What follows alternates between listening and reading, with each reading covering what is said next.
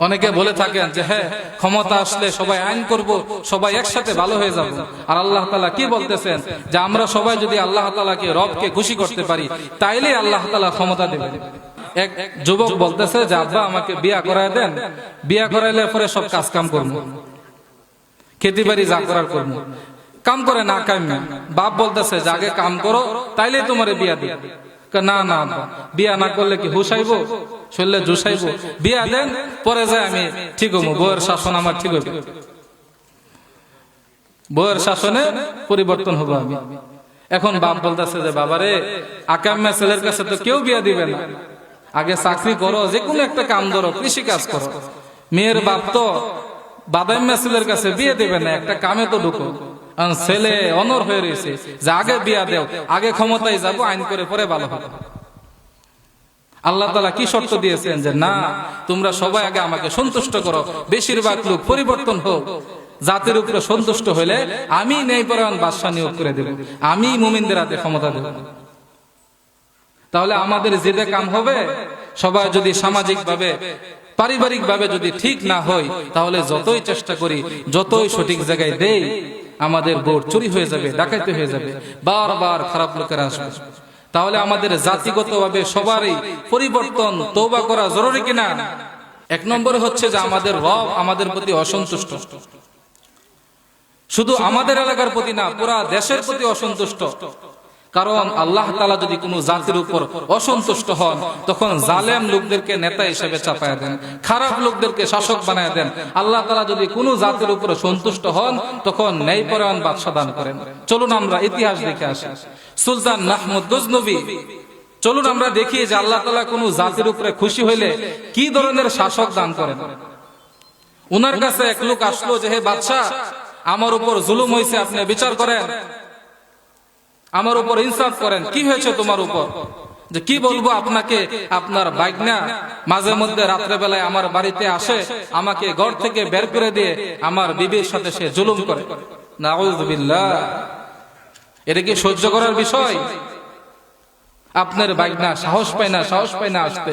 যখন দেখি যে এখন বাইচা থেকে কোনো লাভ নাই, বউয়ের দিকে আমি তাকাইতেই পারি না, আমি দরজার বাহিরে দাঁড়ায় দাঁড়ায় শুধু ফুফায় ফুফায় কান্দি যে কার কাছে অভিযোগ করব।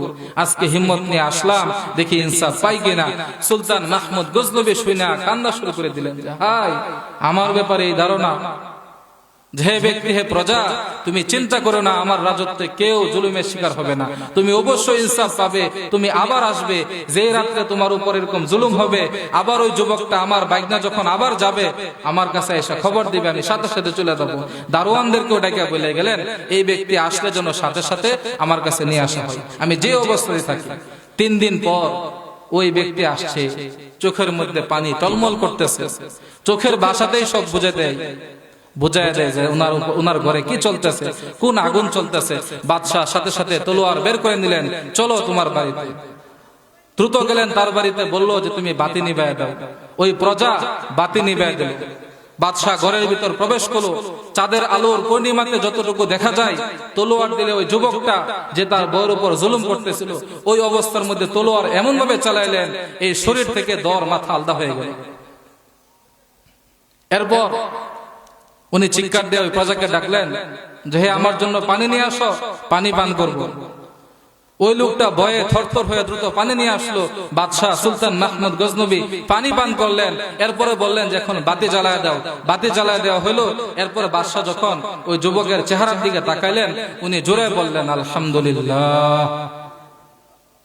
তখন তাজ্জব হয়ে গেল যে কি ব্যাপার বাদশাহ, আপনার আচরণ বুঝতেছি না, আপনি বললেন বাতি নিবাইতে, এরপর আপনি হত্যা করলেন, এরপর পানি আনতে বললেন, পানি পান করার পর যুবকের চেহারা দেখার পর আলহামদুলিল্লাহ বলতেছেন, কারণটা কি? তখন বাদশাহ সুলতান মাহমুদ গজনবী বললেন, তুমি যেই দিন আমার কাছে আসছিলে আর এই বিচার দিয়েছিলে, সেই দিন থেকে আমি কসম করেছি যতক্ষণ পর্যন্ত এই বিচার না করব, আমি না খাবো না পান করব। রোজা রাখা শুরু করে দিয়েছে যে আমি এই বিচার না করে খাবো না পান করব না। আমার রাজত্বে জুলুম হবে কেমনে সম্ভব? আমার বাইগনা করবে, তাও এত বড় সাহস? আর আমি যখন আসলাম বাতি বন্ধ এজন্যই করতে বললাম যে আমার বাইগনা, তার চেহারা দেখে যদি আমার মন পাল্টে যায়, আমার মন যদি ঘুরে যায়, হত্যা যদি করতে না পারি, কারণ বোনের ছেলে, তাকে আদর করে মহব্বত করে পালা হয়ে গেছে,